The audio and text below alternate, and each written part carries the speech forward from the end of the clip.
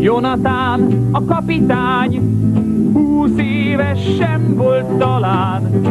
Messze-messze délen járt, és fogott egy pelikán.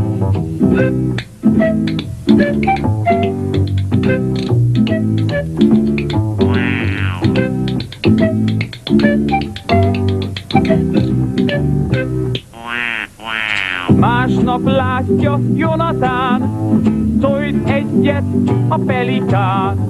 Fehér tojásából kikelt egy második pelikán. Nála is szebb volt talán.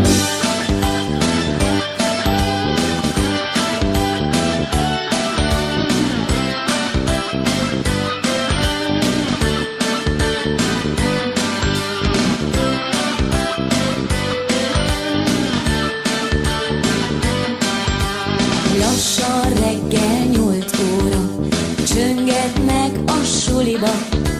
Lackó még a puha ágyban, kuckó-mackó a karjában.